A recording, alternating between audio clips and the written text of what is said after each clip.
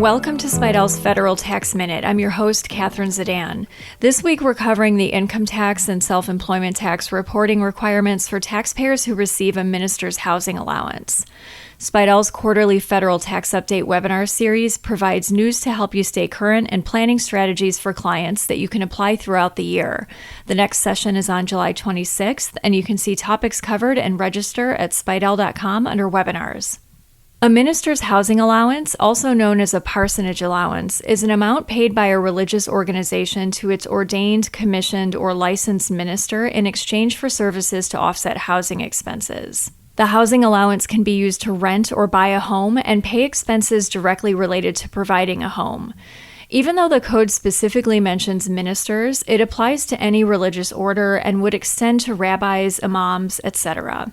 Also, services includes not only ministerial services, but also administrative duties and teaching in their role as a minister, like at a seminary or church college or university.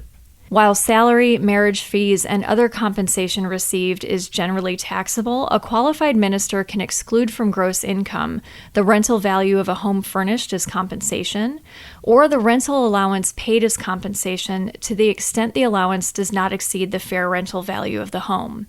A rental allowance is included in the minister's gross income to the extent that the allowance is not used to rent or otherwise provide a home. To qualify for the rental allowance exclusion from income, the allowance has to be provided as payment for services that are ordinarily the duties of a minister. This exclusion applies only for income tax purposes. It doesn't apply for self-employment tax purposes, which we'll discuss in a minute.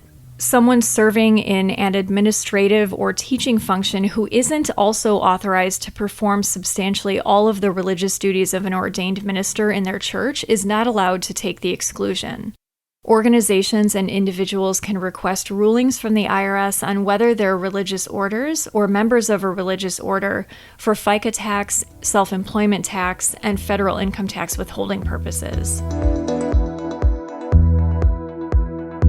Generally, although a minister's housing allowance is excluded from income for income tax purposes, allowances for active as opposed to retired ministers are included in calculating their self-employment income for self-employment tax purposes.